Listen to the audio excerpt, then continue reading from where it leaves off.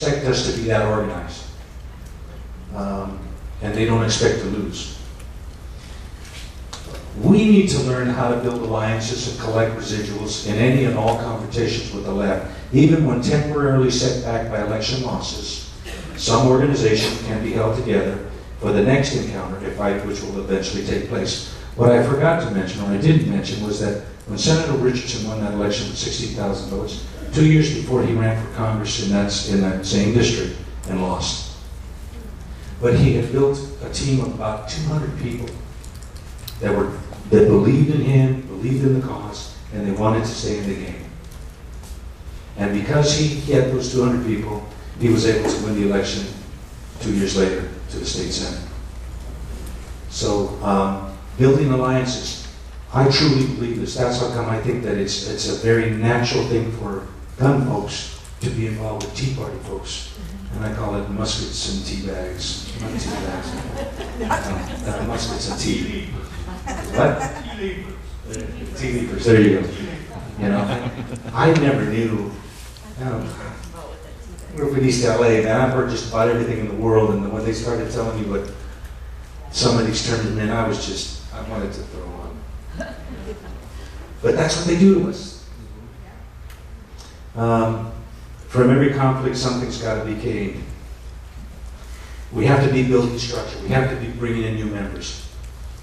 We have to be expanding our reach, little by little, understanding that we were always going to lose some.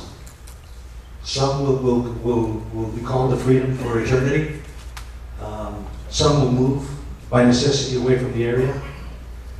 And some will just get tired. Some will get burned out. So we have to continue to grow and to build. Good candidates and future skills come from fighting in the trenches and participating in campaigns. A foreign system develops out of political conflict where new talent is trained by rough hands of trial and error. In other words, my hope and prayer is that the candidates of 2 years from now and 4 years from now are grown out of your own crews. That we have other pure Tea Party people who love this country, who are patriotic, who have thousands of people that are going to keep their feet to the fire running for office. Those who have knowledge of confrontation if elected. Those who don't understand confrontational politics, are going to be chewed up and spit out. They're not strong enough to understand the system. Those who understand it have an ability to fight. When a new humanist program surfaces, look upon it as just another lemon. Grab it, make lemonade, and squeeze the L out of them. Okay. Now I'm really going to zip. Learn good to turn on your brain before turning on your mouth. Jesse Unruh said, I don't learn fast, but I learn good. It's obvious we conservatives are slow learners. Maybe it's time that we learn good. Maybe it's true that our heads are as hard as our principles. Sometimes it's really hard for us to get out of our old ways. Now you guys have broken, like I said, you've broken the convention. So you already know you can do it. Just keep doing it.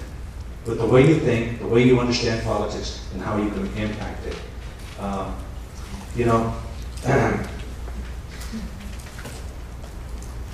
An old guy once told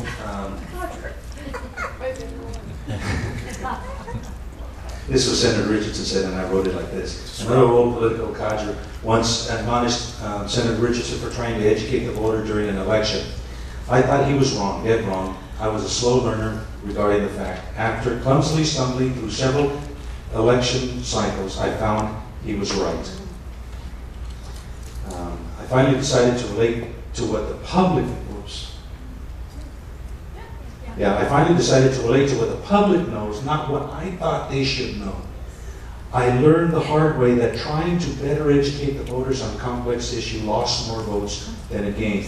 I remember I talked about going to a Tea Party and not talking so much about guns, talking about the successes of the Tea Parties and what you can do to continue to grow that success, what we can do together, and how you can put that into practical use. Because I don't want to, if I start talking about guns and calibers and powder, there'll be some people that are sitting out there going, oh, you don't know your 357 Magnum from a 44 Umlauts, you know, and you're going to start an argument, some people are going to go away. They're not interested. Some people are going to say, oh my guns, they're going to go. That isn't what we're about. We have to be smart enough. We have to be smart enough to talk about the subjects that are important to the people that want to be involved. And let's stick to those subjects. During the closing months of an election campaign, they're interested in how, the people are interested in how the candidate thinks about the issues that affect them, the voters, not the issues that the politician is thinking about.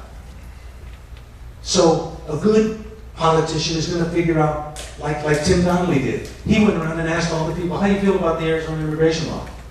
Well, he found that almost everybody, every door he knocked on, supported it in the district. So that's what he talked about. And he got their support. He didn't talk about education, he didn't talk about other these things. Although he's very bright on a lot of things. That's what he talked about. So it was their hot button issues, not his. Okay, ascertaining, it's important for a politician to find out where people's interests lie so that he can talk about them correctly from his honest perspective to push their buttons. This is where polling is important, and this is a plan that hopefully we will all be working together. A poll really measures the intensity of issues, how intense people feel about an issue. Some people like guns, but you know, I don't care about rifles, I'm just a handgun shooter. Some people, you know, taxes are okay as long as I'm not paying too much. So the poll will identify the intensity of people's position. The rub comes when polling information shows the hot issue is XYZ and the candidate believes ABC, when it shows you're in the wrong place. So what do some office seekers do? For public perception and consumption, the political opportunist becomes an XYZ advocate until elected, and then he flips over. Does that sound familiar? Okay? That's the reality. The truth during the heat of the campaign is often an irrelevancy, even to some conservatives who finally catch the fever and they want to be elected so badly that they will say things that are contrary to what they really believe. Moral candidates don't lie, period. They find it reprehensible even to twist the truth. There's no need to obfuscate facts or prevaricate in order to win. There are plenty of ways in which a moral candidate can campaign without abandoning his principles. We need to encourage our candidates to do that. Each of us can do that as individuals. Sometimes, though, your favorite subject might have to take a back seat while the campaign zeroes in on an issue much closer to the public's heart. You know what? We have never, at Llanos of California, we always know where they stand on the Second Amendment. We have never asked a candidate to write that they are supportive of the Second Amendment on their website or the campaign brochure or to make that a primary point of the campaign. Because we know that the Second Amendment is an important issue to all people who believe in the Second Amendment. And it is an important issue to all people who think it's an embarrassment. But to the general public, they think the Second Amendment is the second item on the ingredient list on how to make biscuits from Bisquick. So, but they're interested in education, they're interested in immigration, they're interested in taxation. So we ask those candidates to be smart and to get elected so that they can represent our issue completely. We know where they stand, and we tell our folks where they stand. Those are the only people that really are affected by that position. But if I find a candidate that says, I support the Second Amendment, and it's like on the second plank on their pamphlet, usually I understand that they're going to lose. They're not sophisticated enough to know that that isn't a hot button issue. Remember, they're trying to tell people 10 things about how they feel as opposed to communicating with the public about the things that are important to the public, which is how they should be campaigning.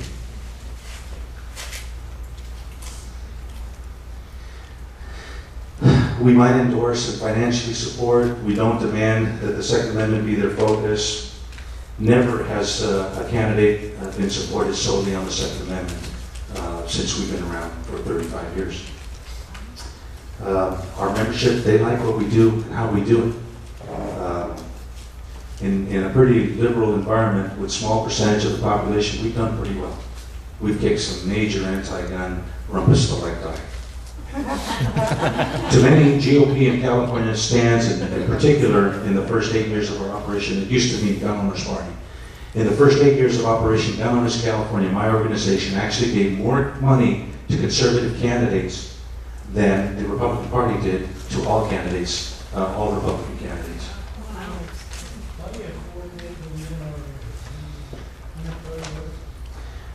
It is almost a we lead and hope they follow, and if they follow, it's a good thing. If they don't, it's not going to hurt anything. They have a different way of approaching elections. They think sending out an orange postcard to all of the NRA members telling them to vote a particular way is the most effective way that they do. For us, it's more important to recruit candidates, train them, help fund them, help them organize, do mail for them, get all of the other organizations that we relate with to be a part of the campaign, and then help them get elected. And if NRA wants to send them a postcard, that's okay too. So we've been called the Marine Corps of the gun movement. And to you Army guys and sailors, I'm sorry.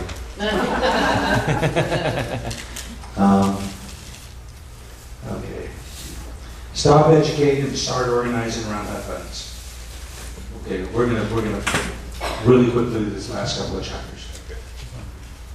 It's as simple as that. At some point in time, we all want to share everything that we know, that we've seen on Fox, that we've read on the blogs, on Red State, on Tea Party, Patriots websites. We want to share with everybody everything that's going on. We want them to know and to understand. We want to educate them. But frankly, there are a lot of people out there who don't want to be educated. We're never going to educate them. We're wasting our time. We're wasting our breath. What you do is you engage with people, you communicate with people, and those people who do want to learn, you teach them. Don't worry about educating everybody. Okay? But once you've educated somebody, get them involved in the organization. Because then you're building. Then you're building. Then you're doing something that's real substantial. So at some point in time, we got to stop educating and we got to start organizing. Take the opportunities when they're there. Do it as best you can. Be honest. But once you've got somebody, get them into the system. And if somebody doesn't want to learn, don't worry about it. They're probably not going to vote anyway. That's the reality. Save yourself the emotional hurt from not understanding why they don't want to do it. It is what it is. Accept it. Okay, here's a story. A number of years ago, Senator Richardson was waxing eloquently to an elderly acquaintance about how to pay off the national debt. After listening to his enlightened dissertation, the wise old gentleman threw him a book of wooden matches and said, "A box of wooden matches. Why did I put a book? Here's some wood. Build me a house." The Senator, Richardson, dumbly asked, "What do you mean by that?" He then explained that although the matchbox contained the wood ingredients, there wasn't enough of it to build anything, much less a home.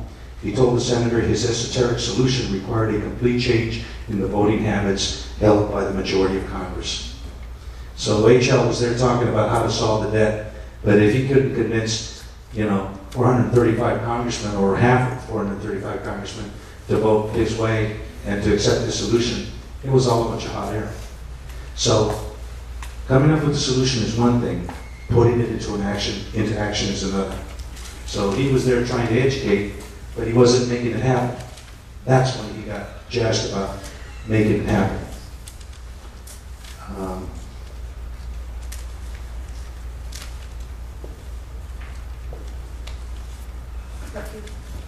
I want to get to something here that is really, okay, here we go.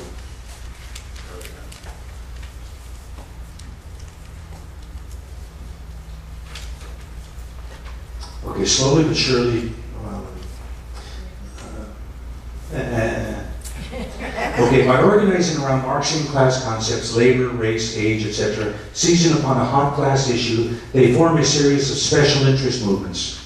Okay? The elitist leadership, working with the other class interests, forms a series of circles of influence. They're cells. front groups. They then politically